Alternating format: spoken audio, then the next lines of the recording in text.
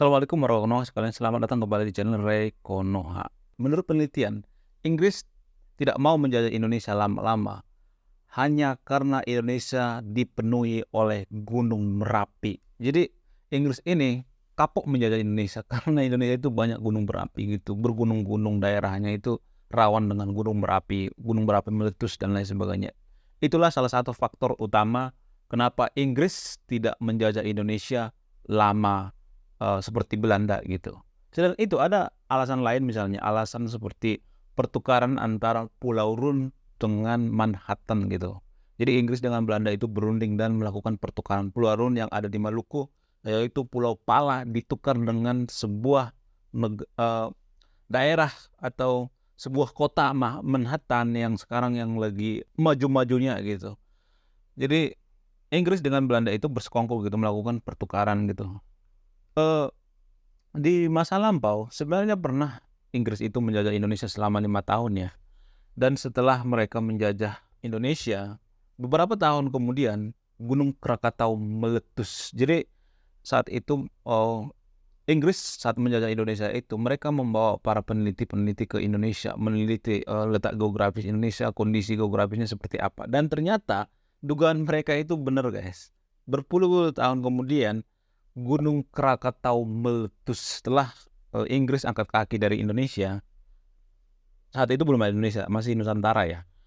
Oh, bukan Nusantara, Hindia Belanda gitu. Saat Inggris angkat kaki dari Hindia Belanda, maka Gunung Krakatau meletus gitu. Letusannya itu sangat dahsyat gitu. Bahkan konon katanya saat terjadi letusan Gunung Krakatau ini, kuping kita itu bisa pecah gitu, saking gedenya itu letusan Gunung Krakatau. Berarti prediksi daripada Inggris itu benar ya, para peneliti dari Inggris itu benar gitu.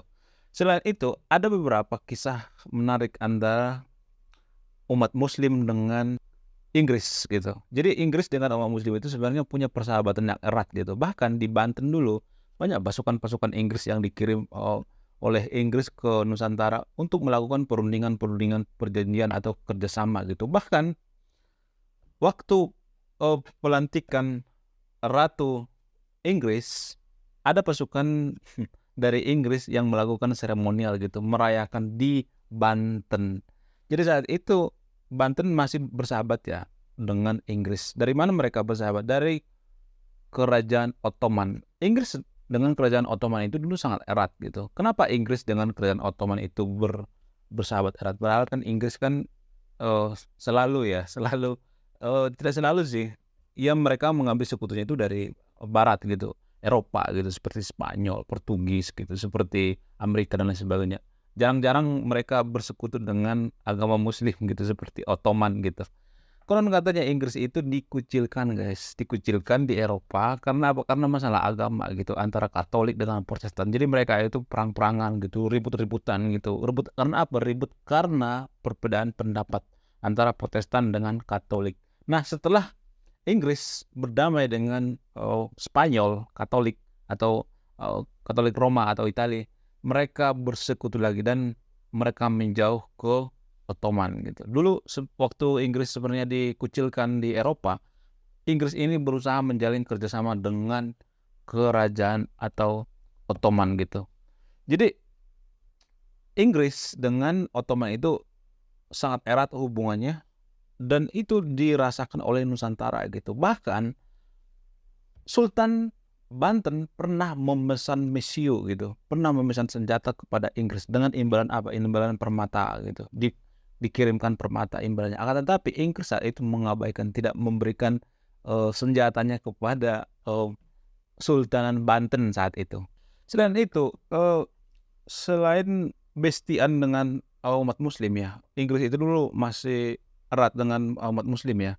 Mereka bertukar tentang ilmu pengetahuan, bertukar tentang budaya dan lain sebagainya.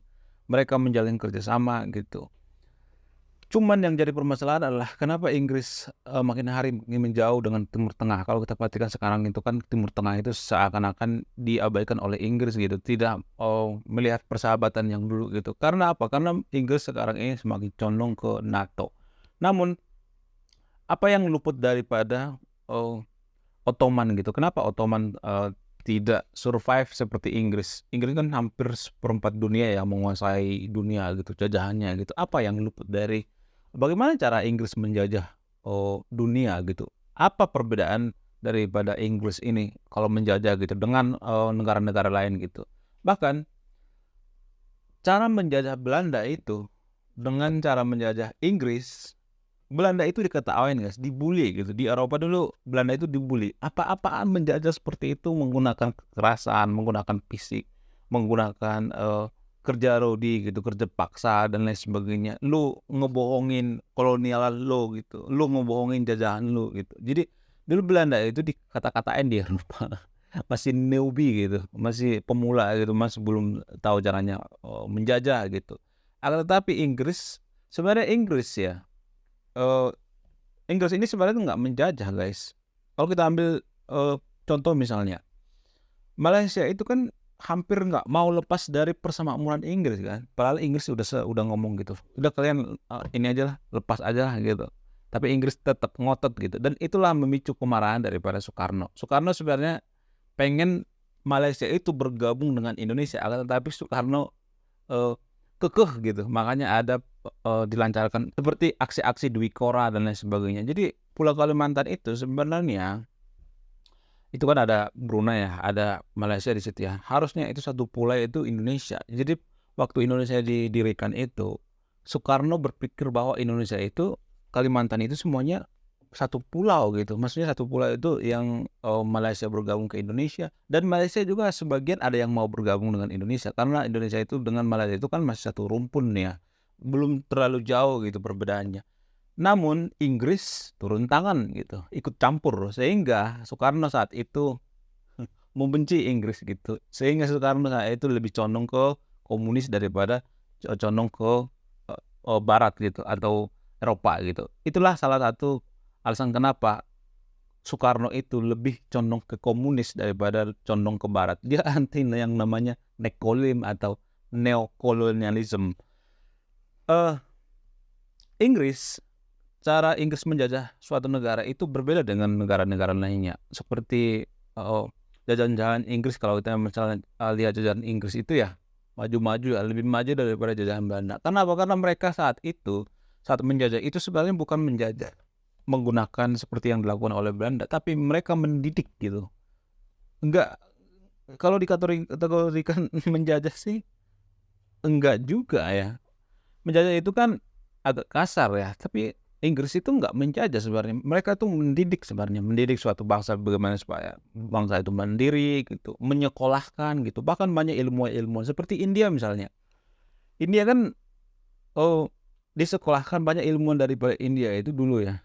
Karena bukan disekolahkan oleh orang-orang Inggris. Sebenarnya Belanda juga akhir-akhir di masa penjajahan Indonesia itu, mereka juga sudah mulai terbuka untuk menyekolahkan orang-orang Indonesia gitu. Bahkan Tan Malaka itu pernah mencalon DPR di Belanda. Jadi Belanda juga akhir-akhir di masa penjajahan Indonesia itu sebenarnya sudah mulai terbuka ya. Cuman ya saat itu kan Indonesia lebih memilih merdeka ya. Kalau saya pribadi ya, bukan saya pribadi ya, teman saya pernah mengatakan seperti ini. Ya kalau Indonesia ujung-ujungnya seperti ini, ya mending dijajahlah sama Belanda dulu. Ngapain harus merdeka sekarang ini, ya kan? Karena kita tahu bahwa Belanda sekarang kan salah satu negara maju. Kalau kita gabung dengan persemakmuran Belanda, berarti kita termasuk negara maju. Mungkin teman saya berpikir seperti itu. Banyak teman saya yang ngomong seperti itu kalau misalnya diskusi gitu. Ya gabung sama Belanda aja lah, ngapain kita mandiri sendiri, banyak pejabatnya bobrok gitu, korupsi di mana-mana gitu, nggak maju-maju gitu. Oke, sekian video ini. Sebelum saya tutup, saya akan memberikan salah satu pesan moral. Pesan moralnya adalah kita tidak bisa merdeka kalau kita masih tidak lepas dari yang namanya penjajahan atau kebodohan gitu. Kita bisa merdeka kalau kita tidak bisa lepas yang namanya pembodohan atau kebodohan. Saya Rekonoha, salam rasional.